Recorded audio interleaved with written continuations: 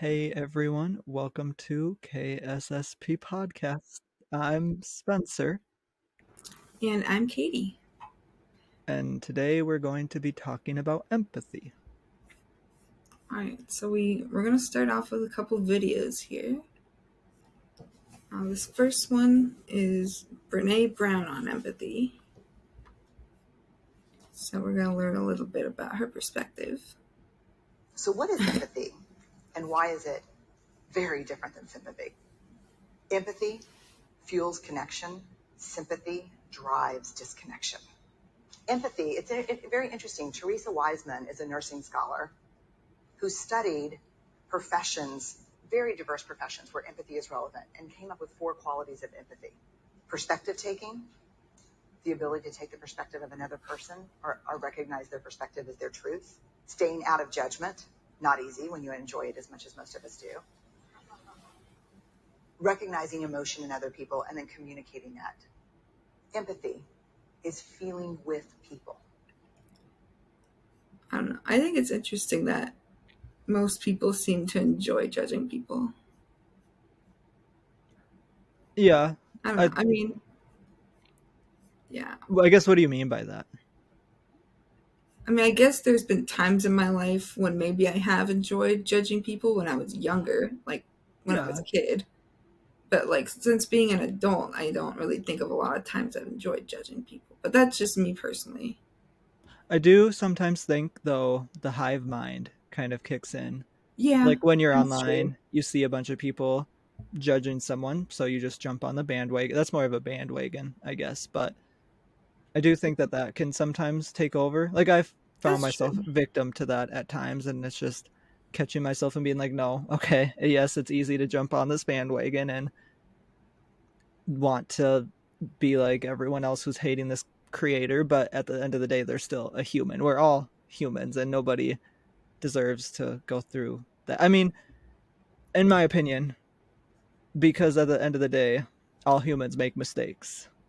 It's Yeah, important to call out mistakes and we can criticize mistakes, but we don't need to tear down people to do that, in my opinion. But that's just, I guess, we my can keep opinion it too. constructive as much as possible. Yeah, and still a little respect. I mean, I guess as long as they're, it depends on how disrespectful. I guess if their opinion was disrespectful, then that may change the scenario a little bit. But Yeah, if you just don't like their opinion, but it wasn't necessarily disrespectful, then I don't really get how disrespecting them, I guess. I don't see the point of how that's going to help them learn and better themselves just by tearing them down because it doesn't give them, I guess, the chance to grow either if millions of people hate them. But that's just my view on it, I guess. yeah, But I do see how it's easy to kind of fall. But I don't, I guess if you're out on the street, then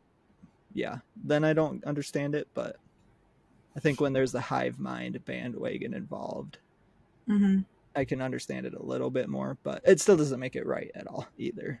right. Yeah, no, that makes sense for sure. And to me, I always think of empathy as this kind of sacred space when someone's kind of in a deep hole and they shout out from the bottom and they say, I'm stuck, it's dark, I'm overwhelmed.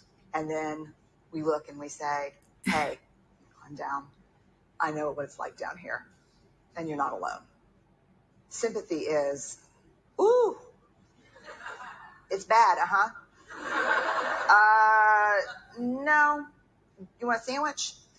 Um, Empathy is a choice, and it's a vulnerable choice, because in order to connect with you, I have to connect with something in myself that knows that feeling. Rarely, if ever, does an empathic response begin with at least. Yeah. And we do it all the time, because you know what? Someone just shared something with us that's incredibly painful, and we're trying to silver lining it. I don't think that's a verb, but I'm using it as one. We're trying to put the silver lining around it. So I had a miscarriage. At least you know you can get pregnant. I think my marriage is falling apart. At least you have a marriage. Hmm. John's getting kicked out of school. At least Sarah is an A student. But one of the things we do sometimes in the face of very difficult conversations is we try to make things better. If I share something with you that's very difficult, I'd rather you say, I don't even know what to say right now. I'm just so glad you told me. Because the truth is, rarely can a response make something better. What makes something better is connection. Yeah, I think that's pretty accurate. Yeah. That was And a I good video.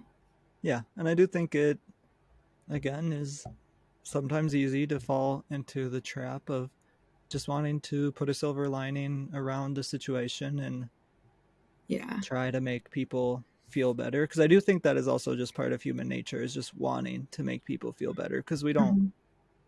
like suffering. But it is good. I guess in that instance, it just comes down to what the other person wants. Like, do they want advice, or do they just want someone there to Yeah. be a comforting companion in a way? So it's important to know, like, especially with friendships, what they want when they're coming to you Mhm. with a problem. Like, you should ask, do you want advice, or do you just want someone to vent to right now? Because both options are valid. Yeah. And I think, what was I saying? With the sympathy, like, I think it's just, like you were saying, it is nature for us to want to make each other feel better, but it's important to let other people process their emotions instead of trying to fix it all the time. Yes. And I do think that's the important to processing the emotions, because I guess, yeah, when I think of silver lining, I guess I don't see it as discrediting the emotions, but I definitely understand how that can be taken as someone discrediting your emotions, for sure. Mm-hmm. But it is important to everyone's emotions and feelings are valid. That is a very important thing to understand in life. I mean, we may Yeah. not always understand everybody's emotions or feelings, and that's okay. But everybody's emotions and feelings are valid, Mm-hmm. and we shouldn't Definitely. ever try to discredit those. Yeah. And then we have a second video. And then this one is The Importance of Empathy by Lifehacker. This one's just 3.5 minutes, so. The importance of empathy. We all live in our own version of reality, a reality that is limited by our senses, our temperament, and our own experiences. It is the only reality we will ever truly know. But it is crucial to our personal development, our relationships, and to society itself that we make the effort to try and experience other people's realities as well. This is done through empathy. Simply stated, empathy is an active attempt to understand another person's perspective, their emotions, and in essence, their reality. We are social animals, and our ability to communicate and understand each other's emotional states is key to maintaining our relationships. So it is little wonder that the ability to empathize is hardwired directly into our brains. One area that assists in this process is the right supramarginal gyrus, which helps us to distinguish our own emotional state from that of another person, and plays a key role in our ability to observe and assess what other people are experiencing. Studies from Neuron Science Journal suggest that we have systems of mirror neurons in our brains that cause us to mimic the actions of others. That is, And we are going to talk about that in tomorrow's episode. Yes. why when we see someone yawn, we will often yawn in reply. And when we observe someone experiencing joy or pain, we experience the same sensation to a certain extent. But these reactions are primarily driven by subconscious reflexes. In order to be truly empathic, you have to actively think beyond yourself and your own concerns. You can develop this empathic skill by practicing some simple habits. Be observant of others. We tend to spend the majority of our day dwelling on ourselves, caught up in our own daily routines and digital distractions. But taking the time to observe others around you is a good first step in developing your empathy. Watch and wonder. Try to focus on the person's state of being rather than categorizing or labeling them. Ask yourself, what kind of day are they having? How are they feeling? Challenge yourself to genuinely care about their well-being. Curiosity about others is the first step to expanding your empathy. Use active listening. During a conversation, especially a heated one, most people formulate the response before the other person even finishes their statement. This form of communication is more verbal combat than an exchange of ideas or opinions. Avoid this reflex by slowing down. Rather than rushing to reply, take a moment to consider the other person's statement. Ask follow-up questions to better understand what the speaker intended. Try to understand their emotional state and the deeper motivations behind their statement. What life experiences led them to their current worldview? Remember, you don't need to share someone's opinion in order to understand it and acknowledge it. And listening will help inform and expand your own opinion. Open up. Learning more about other people's experiences is a key element to seeing the world through someone else's eyes. But it is also important to open up about your own feelings and experiences. Empathy is a two-way street that at best is built upon mutual understanding. Through a combination of uncovering the deeper motivations of someone else's position and expressing our own underlying concerns, we often discover a shared commonality, even with those who hold different beliefs than ours.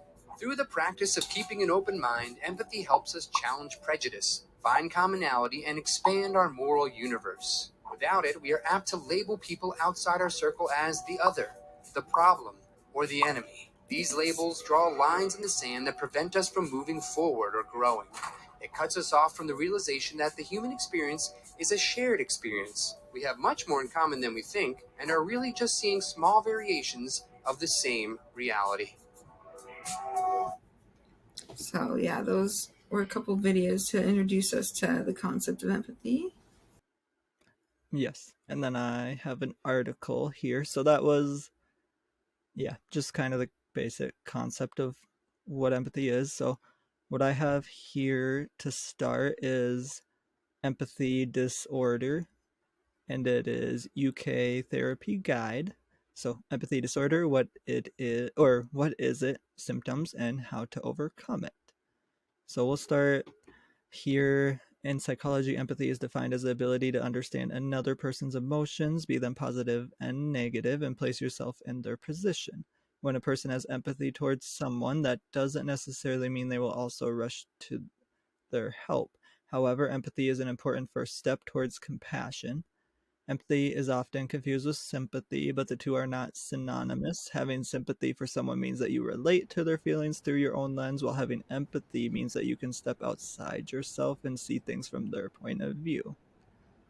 Scientists have identified 3 types of empathy. Cognitive empathy, also known as perspective taking. This type of empathy refers to our ability to understand the other person's perspective and identify the right way to react to their emotions. Affective empathy. This refers to how we feel in response to another person's emotions. For example, if a friend is anxious before a major event, we can mirror that anxiety. And compassionate empathy. This type of empathy combines cognitive and affective empathy and makes you want to help the person in emotional distress. A person with normal empathy levels should be able to understand other people's emotions and respond to them when necessary. For example, if you hear news about a natural disaster, feel sorry for what the victims are going through, and decide to donate to help, that is a normal level of empathy. But when you are hyper empathetic to another's emotions, or you're not empathetic at all, you may have an empathy disorder. So what is empathy disorder? Empathy disorder appears when your levels of empathy are either too high, hyperempathy syndrome, or too low, empathy deficit disorder. Hyperempathy syndrome occurs when you are too in tune with other people's emotions and mirror them to the same intensity. In other words, you care too much. People with hyperempathy may find it hard to regulate their emotions and may have a tendency to pick up on negative feelings.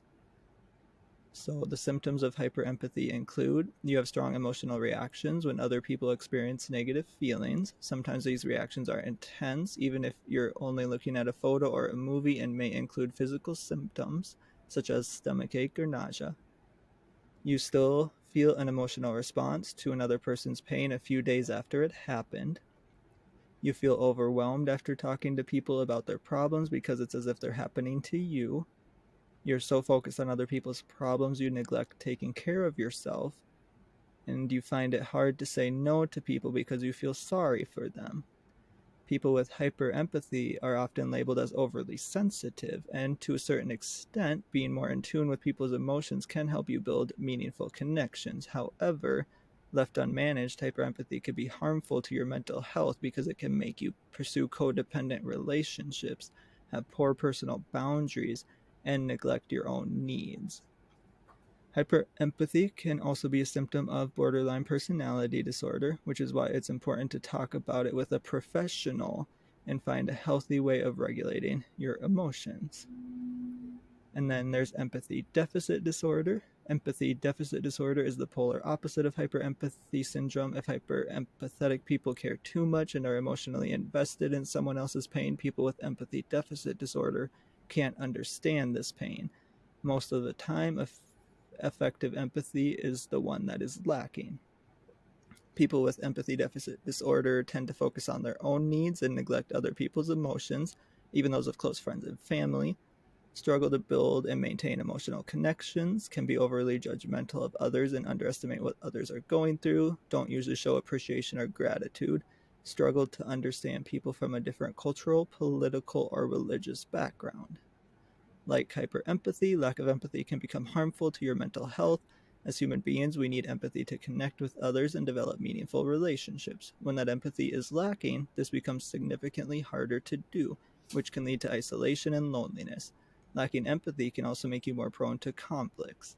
Empathy deficit disorder can be a symptom of bipolar disorder. It's also more common in antisocial and narcissistic personality types and people who are on the autism spectrum.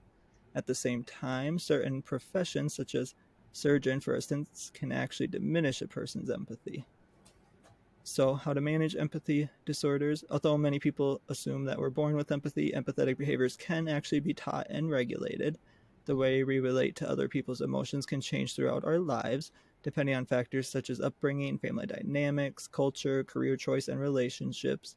If you're hyper-empathetic, you can learn to regulate your emotions, find healthy outlets to express them, and care for others without neglecting your personal well-being. If you lack empathy, you can learn to develop it through mindfulness and reflection exercises. The management of empathy disorders greatly depends on the underlying cause, but both hyperempathy syndrome and empathy deficit disorder can be managed. If you find it hard to connect with others because you can't relate to their feelings, or you find yourself emotionally drained because you're too empathetic, talking to a certified counselor could help you explore the source of the problem and find ways to address it. That's a pretty good guide, I think. Yeah, I think it gives a really thorough definition of Yeah. what those terms actually mean. And it's a very medical yes, type of article. Like, it's yes, very medically worded, which I like. I do like that. yeah. Yeah. And so the thing I wanted to talk about next was, okay, we've all heard someone who calls himself an empath. And this word, I feel, is just very misused and misunderstood by a lot of people. And because some people view being an empath as like some kind of superpower or something. Like, definitely don't agree with that. That's not what that means. And I've also heard the assertion that empaths project their feelings onto others, which I also disagree with.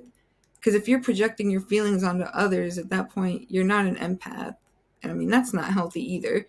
So that's probably an attitude you would need to change if you're doing that. Yeah. But, like, at least from my understanding of the word empath and how I was taught what it was, it's just someone who's able to experience the emotions of others in a heightened sense. And they're able to put themselves in others' shoes. And sometimes it can be very helpful and sometimes it's very stressful. And I think, like, it was related to, like, in your article, like, hyper empathy. I wouldn't say that's always necessary, or like maybe it is the case, but some people manage it better than others. It might be I like would a say being an spectrum. empath is just having hyper empathy, basically. Yeah, like a spectrum, kind of. Yeah, it's like a spectrum, and it's like, how well can you manage it, you know? So I have an article. So let's open that up here.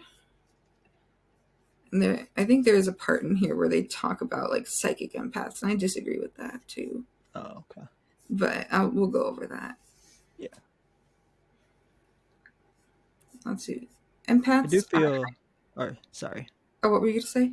I was just gonna say I do feel empath has kind of turned into a buzzword too. Like I do see it used a Yeah. lot And, in and people think it makes them like a special type of person if they're an empath or not.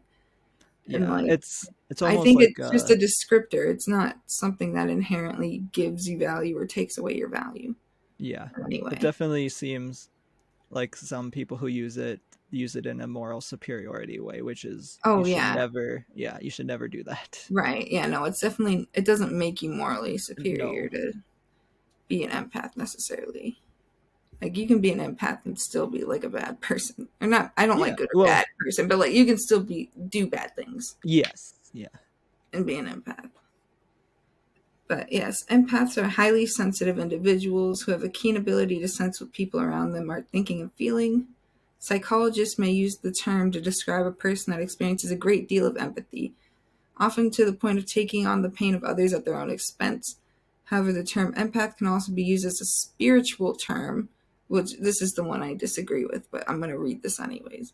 Yeah. So it describes an individual with special psychic abilities to sense the emotions and energies of others, which it's just a heightened sense of empathy, but I guess you can call it spiritual, but I don't think it is. Yeah, as long as you're not using it As long as you're not negatively or to hurt people. right, as long as you're Is not acting like you're superior to everybody else, yes. Yes. because it can feel spiritual at times when you Yeah, connect with others. That's a spiritual experience, I'd say. definitely. Yeah, there's many benefits to being an empath. They tend to be excellent friends and superb listeners. Consistently show up for friends in times of need. They're big-hearted and generous, and they tend to be highly intuitive and emotionally intelligent. But some of these qualities that make empaths such fantastic friends can be hard on the empaths themselves, because they quite literally feel what their friends are going through. They can become overwhelmed by painful emotions such as anxiety or anger, and they have a tendency to take on the problems of others as their own. It's difficult to set boundaries for themselves and say no even when too much is being asked of them. So, all right, this is Judith Orloff, author of Empath Survival Guide. So this is a short quiz to evaluate whether or not you're an empath. So I'm going to count these on my fingers. Have I ever been labeled as too emotional or overly sensitive? Yes, I have. In the past, I have. If a I'll do it friend, too. yeah, you can do it with me. If a friend is distraught, do I start feeling it too? Sometimes, yeah. Are my feelings easily hurt? I mean, I think so. Sometimes. Am I emotionally drained by crowds, required time alone to revive? See, I like crowds personally. It all depends on what Do the you? crowd's for, I guess. It depends on the crowd. Like if I'm at a concert or like a protest or something like that where it's a big crowd and I want to be there, then like the crowd doesn't bother me. But if it's like heavy traffic or like if I have to wait in a really long line for something and there's a big crowd around me, like it's more about the waiting, I guess, than the crowd itself though. But the crowd can still sometimes bother me if I don't want to be there. Yeah, I guess sometimes when I think of it, I think of when I'm going somewhere, I sometimes it can be for me just draining thinking of what others are going to expect of me in a sense, or Yeah. just how many, I don't know how to explain, like I'm not, basically just how much emotion there's going to be involved at this Mm-hmm. event, or just in general. Sometimes it can be a lot of emotion too, I guess. Yeah, for sure. And then, do my nerves get frayed by noise, smells, or excessive talk? Now, this one I feel like is more of what's it called? Sensory overload. Yes, thank you. Yeah. That's like sensory overload, which I definitely get that Yeah. for sure. That happens to me. Do I prefer taking my own car places so that I can leave when I please? Oh my god, yes. Yes. I hate being trapped with somebody else because they drove me there. Oh yeah. That's the worst feeling for me. I get so anxious about that. Do I overeat to cope with emotional stress? Well, look at me. I mean, yes. But yeah. Am I afraid of becoming engulfed by intimate relationships? Depends. If I guess not necessarily though, because I like certain intimate relationships. But then if I think about someone I'm not in an intimate relationship with and like building that relationship, then that makes me anxious. I feel like these are things also that, like, I guess, are they saying they aren't saying these are necessarily good or bad, right? Because I feel like some of these we can work on. Yeah, of course. Because I would say the intimate relationships is something I had to work on because Mhm. and it's still nerve wracking, but we shouldn't let the fear of that keep us from engaging with those. And Yeah. then what was the second one? Oh, overeating too. Like I used to do that, but that's something I've been working on.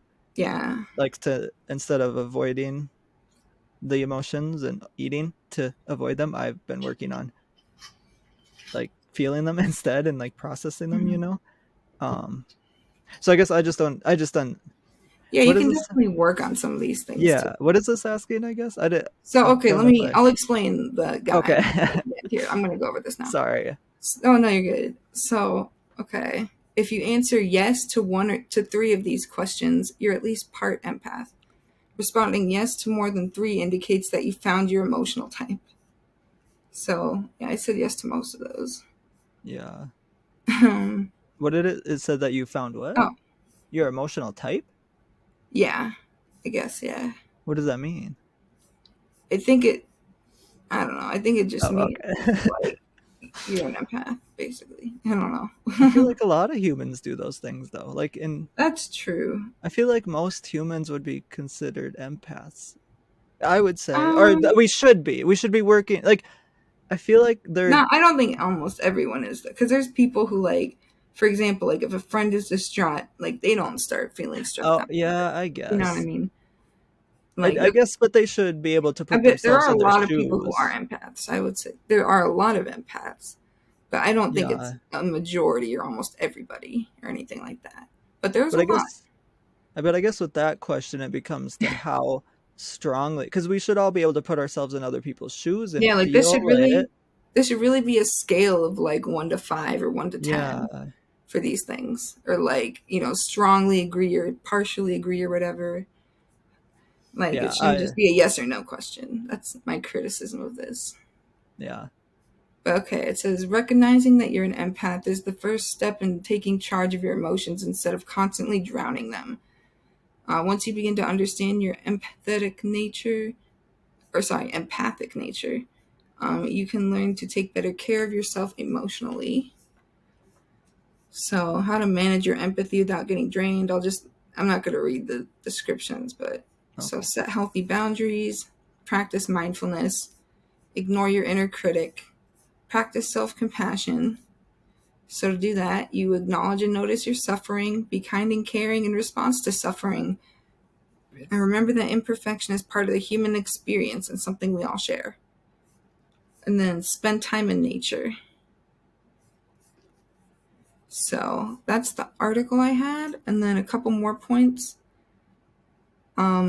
Like I said, I in the article it said psychic empaths, and I kind of take issue with that because anyone who claims to have like powers of any kind due to their high levels of empathy is either just really full of themselves or they're trying to scam you, they're trying to grift you for your money.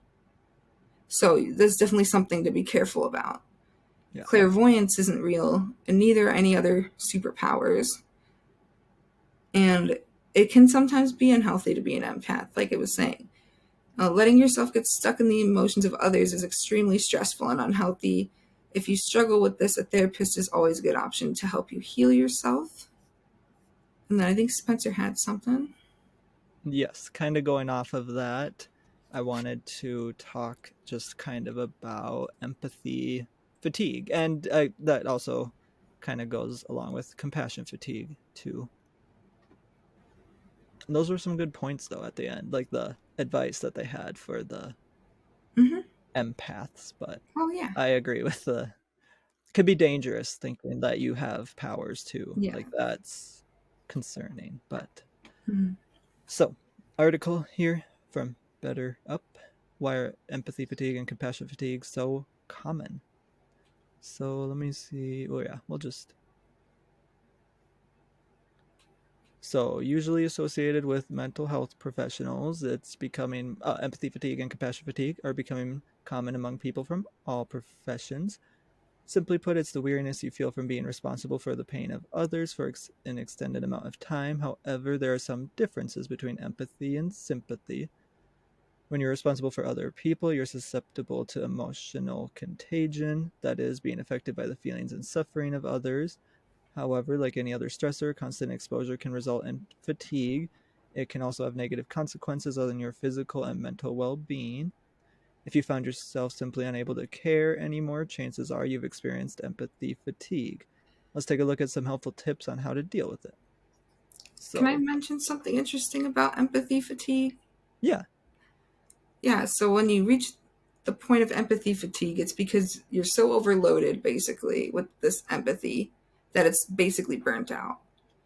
And like that's kind of the theory of what happens with people with like antisocial disorder.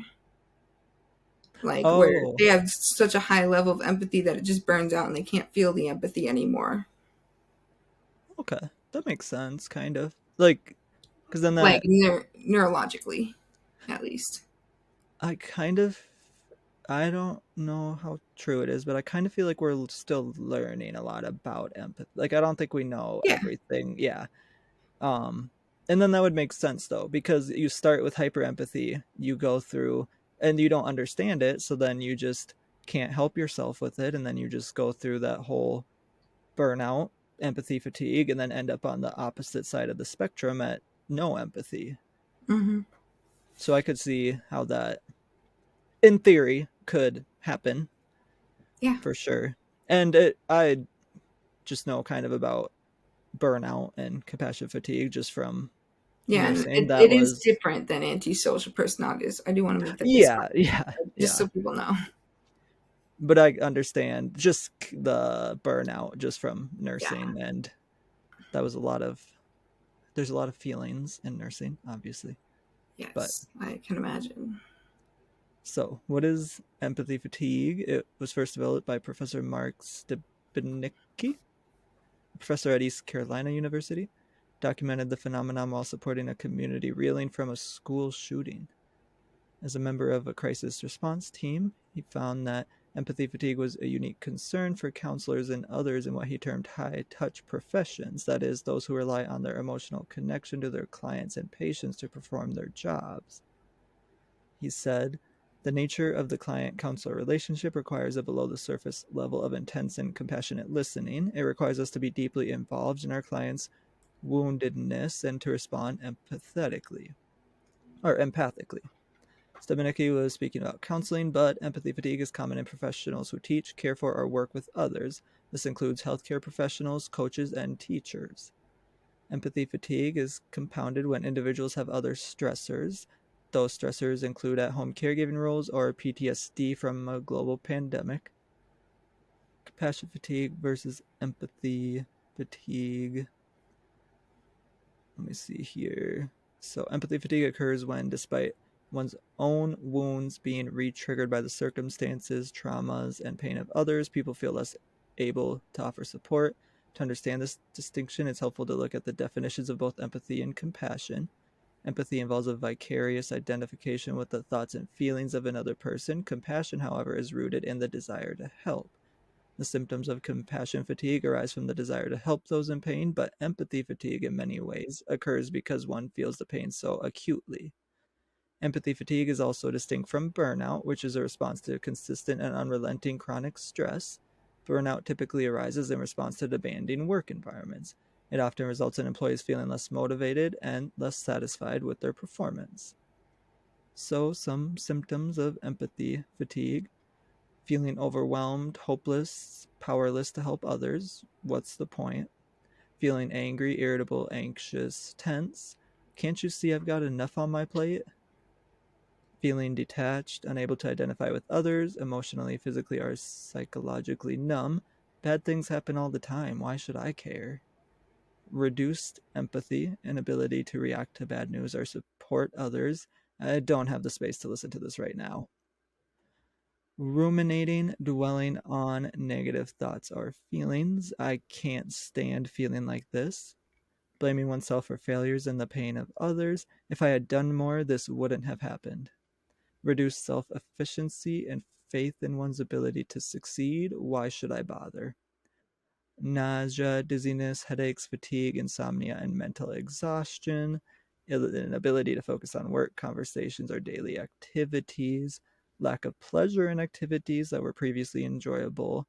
Lack of participation in or even avoidance of work. And hypersensitivity to perceived criticism. So why is it becoming a more common issue?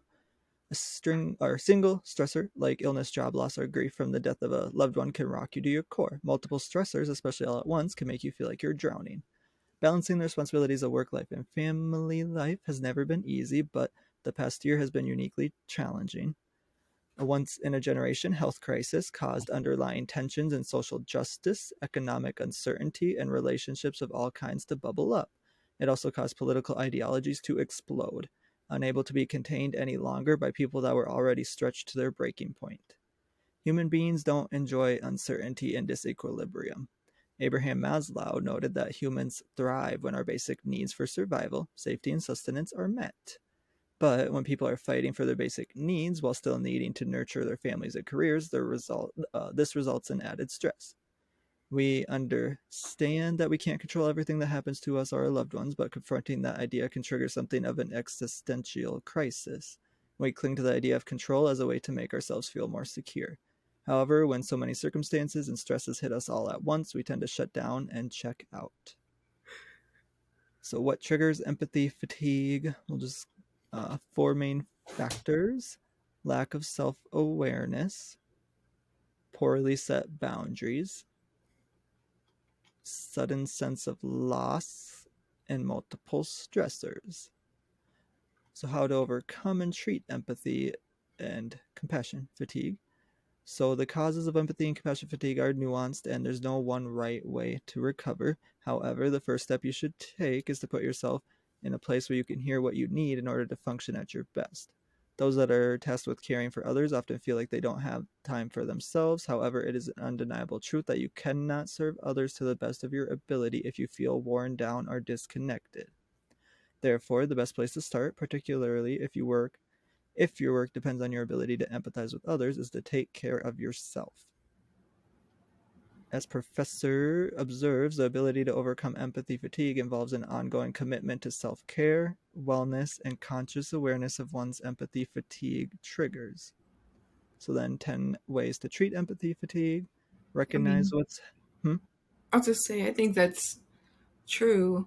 Like, you can't empathize in a healthy way if you're not taking care of yourself. Oh, yeah. Because how can you help others when you are struggling to help yourself? Yeah. And I mean, you can try and help others, and you can help others when you don't help yourself, but that's just going to make things harder on yourself. And, like, you're not going to be able to help to the best of your ability if you're not taking care of yourself. Which, yeah. So I think it's, important.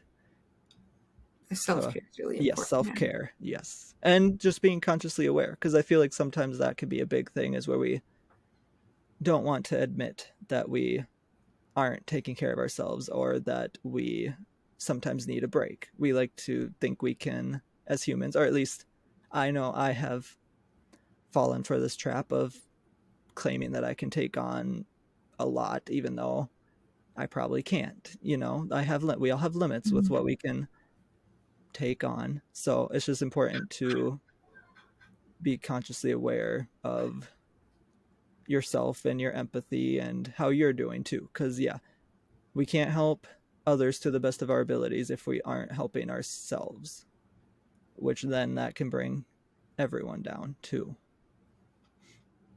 So 10 ways to treat empathy fatigue. So recognize what's happening, practice mindfulness, take some time off, ask for help, connect to a bigger picture, have fun, try something new, put away your phone, talk to a professional, get back to the basics, and that's it. Okay. Yeah, that was that article. So Okay. Yeah, and then there's also just some people who have low levels of empathy. And I mean, I personally question like how many people's views on the world are based on that lack of empathy, and how much that contributes to like how they view the world.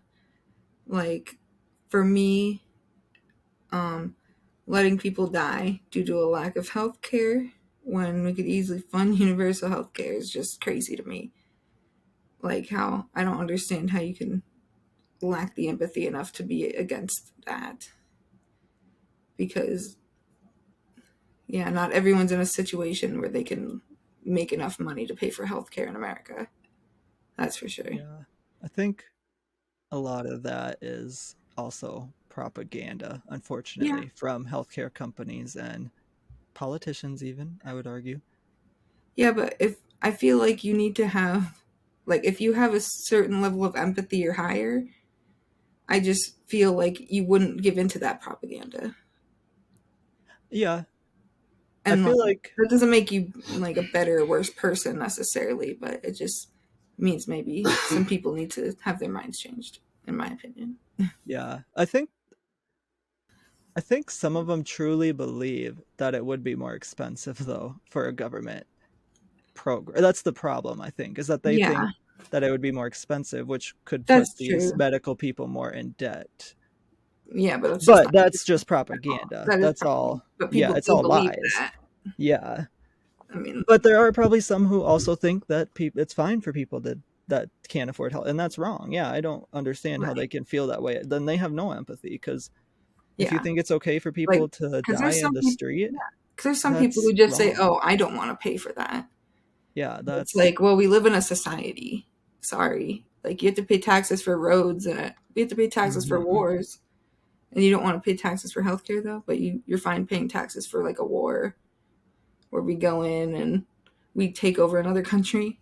Like, come on now. Yeah, the I don't basic understand.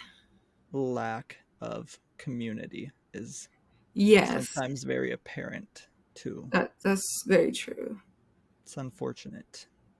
And then the second video mentioned this a little bit, not very much, but just they touched on it. There's people who are like bigoted and they want to get rid of certain types of people, such as different races, people of different races and sexual orientations and gender identities, etc., etc. I don't understand how people can lack the empathy so much. Personally, I've never had that low of a level of empathy, but I also think a lot of it is based in tribalism. Like people who don't have as high of a level of empathy are more prone to tribalism, I think, because it gives them that sense of community that empathy would otherwise be giving them. Like that's just my theory. I mean, I'm not a doctor or anything, but that's just what I think.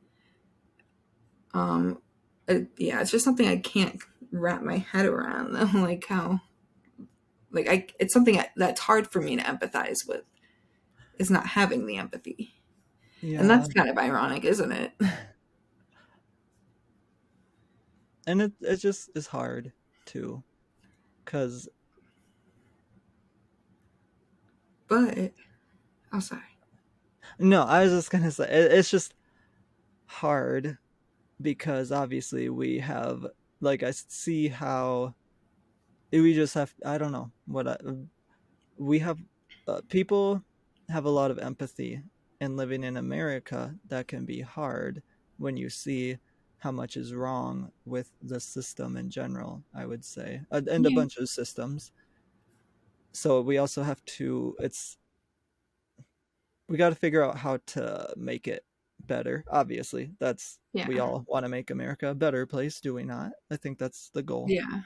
I would But hope it's so. also about protecting yourself too, empathetic. Like, don't, because I can see how that it can be easy to lead to empathy burnout in a way if you solely focus on all the problems in a way. So it's Mhm. good to focus on them, and it's good to address them, and we should be fixing them. But you also have to take care of yourself, because if you're not taking care of yourself, eventually, if the burnout gets bad enough, then you could end up on the other side, if that makes sense. But Yeah. we don't. And that's not an excuse for. I don't think those people who don't have empathy had a lot of empathy and just got destroyed by I mean, maybe some of Some them people, but not did, all of. but There's some people who are yeah, just born with lower levels. yeah. And I mean, that Um, doesn't make you a bad person to have a low level. no, And no. yeah, and we're about to talk about some ways that you can develop empathy too. Yeah, it's definitely It's something you not can permanent. work on. Yeah. Yeah, there's definitely ways to develop empathy. So let's see. I don't want to download 3 free self-compassion tools pack. No, thank you. So, how is empathy developed? We'll just go through these first couple here. Yeah. Empathy is an integral part of emotional and social development and an essential motivator for helping those in distress. It is the ability to feel or imagine another person's emotional experience. While it was initially thought that empathy did not develop in young children, research into their response to others' distress has shown otherwise. So here are some of the development stages and factors that influence empathy, drawing on research performed at University of Miami. So let's see. Newborns, when they hear their infants crying, they frequently exhibit signs of distress, known as reflexive crying or emotional contagion. So it suggests a precursor to empathy and a predisposition to others' negative emotions rather than an unthinking reaction to noise. Infants. They exhibit concern for others, however, they have difficulty regulating their emotions and often become overwhelmed by others' feelings. Toddlers. They begin to show clear signs of the emotional components of empathy, including apologizing, showing concern, and offering help. They begin to try on others' experiences, whether seen on TV with friends or in a family situation. Early childhood, they not only experience others' emotional states, but also start to imagine their experiences, referred to by psychologists and philosophers as the theory of mind. They begin to see themselves and others in terms of emotions, feelings, and desires. Middle childhood into adulthood, significant developments are seen. They form part of a broader pro-social personality trait. The development of early pro-social behaviors such as empathetic concern and perspective talking motivates helping behavior. So the factories of empathy development. So there's genetic and neurodevelopmental. Oh, there's a lot actually. Okay. So yeah, it says right here there's many factors. Okay. So genetic. Twin research implicated the importance of hereditary in the development of empathy, accounting for between 1/3 and 1/2 of the variation found in children. Neurodevelopmental factors, mirror neurons in the animal and human brain, reflect other people's emotions, may provide a neurological basis for connecting others' experiences with our own. Temperament. Our personality is an essential factor in how we develop empathy. So fearful and shy children appear less likely to engage in empathetic behavior in unfamiliar situations. Mimicry and imitation. Facial mimicry begins in early infancy and appears to be linked to internalizing others' emotional experiences. Parenting. The socializing influence of parents and caregivers is considerable and further impacts empathy. Increased matching behaviors during play and infancy led to more empathy displays in later life. So the importance of parent-child relationships in promoting the development of empathy, most likely based around feelings of a trust and a sense of a loving relationship. Why work on your empathy skills? To intuit another's feelings, we must read nonverbal cues, facial expressions, tone of voice, and behavior. and the benefits are profound. Some of the parts of our lives affected by empathy: how we see ourselves and others, positive impact on work relationships, successful marriages, better parenting, and averting global disaster. True. Yeah. So there's 8 strategies to develop empathy here. Number 1 is cultivating curiosity. So spend time with people you know less well and ask them about themselves, how they are, and what their life is like. Follow people from many different backgrounds, religious, ethnic, political, on social media, and listen to what they have to say. Be present with people when you talk to them. Recognize the subjects that make them passionate, happy, or sad. And visit new places, meeting local people while immersing yourself in their way of life. Excuse me. Step out now. Okay. I'm going to point out it is great to follow people from many different backgrounds, whether on social media or just to have as friends, having a diverse group of friends. But that doesn't mean that you have to befriend people who are disrespectful of your unchangeable traits. Yeah. I just want to point that out. But it is good to have diverse friends and everything, and follow people on social media from many different kinds of backgrounds. And I think one thing, I guess, that I got from that is it's good to, I guess I would say, see, at least politically, see what the other side is saying. Yeah. Whether you can then use that to obviously call out any falsities on either side, but just so that, and it can, because obviously not everything, how do I want, like, there are gonna be, like, I just think a lot of things have become so politicized that we don't even see commonality when there is still common, because we are all humans. We all have, some people may have views that we disagree with, and like you said, if those views are things against traits that are just you and you can't change, then that's understandable that you wouldn't want to be near that person or have that person in your life. I get that. But then there are some things where I feel like we just make it political, but it's not. And then we group that. Like, basically, to me, that's, I think it's like culty behaviors, if I'm going to be honest. We group people into a cult. You're either a Republican, you're in the Republican cult, or you're in the Democrat cult. Yeah. And I'm concerned if we keep doing that. It's not, that just makes America more divisive when we need to start coming together, and we can all have different views, I guess, in my opinion. Even if we have different views on certain things, it's just, to me, it becomes more about freedom when we're talking about these things. Like, I guess in that aspect, I don't care if you don't like certain marriages, I guess we'll say, but at the end of the day, everyone should be legally allowed to get married based on freedom. Just because you don't like it, that doesn't matter, because it doesn't matter about your opinion. Yeah, you can have that opinion, you can think it's wrong, I don't care. Just don't turn your opinion into whatever laws has to do and into the law. Because that's not freedom. I don't know where we got lost on thinking that's freedom, but that's not freedom at all. Exactly.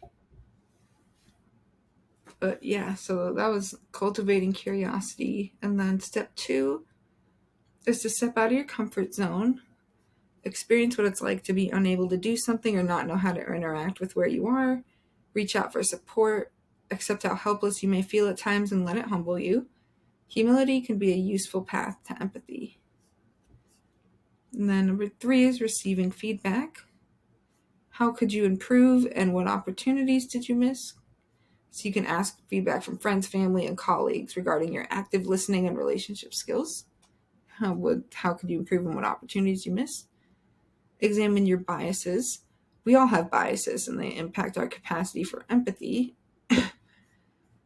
So find opportunities to mix with people from other backgrounds, talk to people about the important things in their lives, While recognizing the similarities we share, be interested without judgment in the differences. Donate to charities that provide support to other communities. And then number 5 is walking in the shoes of others. Understand what it's like for people in other situations. How do they live, work, and share? Spend time with others and understand their worries, what gives them happiness, and what are their dreams. And build relationships with people you see but don't usually connect with. And then 6 is difficult, respectful conversations. So it can be hard to challenge or be challenged by alternative points of view. So when this happens, listen and don't interrupt. Be open to new and different ideas. Apologize if you've hurt someone's feelings by what you've said. And research the issue. Understand where a point of view has come from and how it affects the people involved. Very true.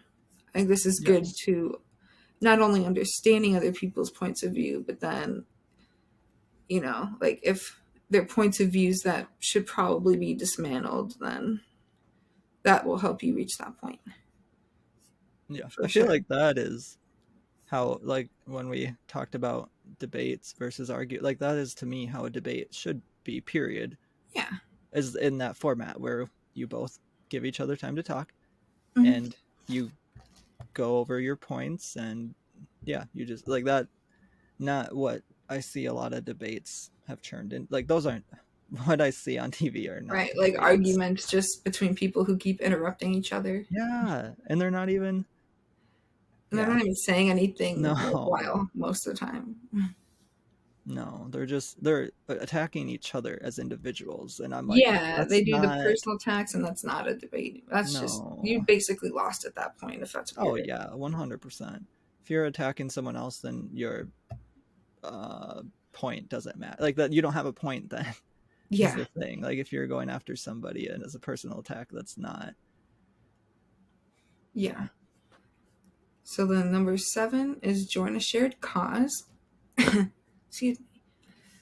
Find a community project locally or in another country. Join others who have been through similar life experiences. Join a group from different backgrounds and help out at school, political, or church events. And then read widely. Reading fiction, nonfiction, newspaper, journals, and online content that captures people's lives from different backgrounds increases our emotional intelligence and our capacity to empathize. Find writers with unique stories to tell and enter the lives of their characters, their feelings, and their thoughts. Let me see. Yeah, I think. So, okay, I'm going to go over one more thing here in this article. Okay. 4 helpful activities and exercises. Try out these exercises to develop and improve empathy. Mindfulness and empathy.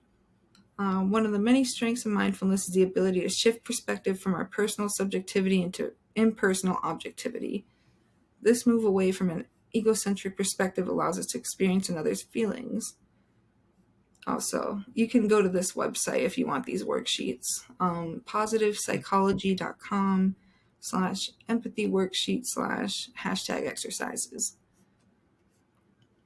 And then there's role play. Role play can offer a safe, comfortable way for people to tackle difficult issues and practice putting themselves in other shoes.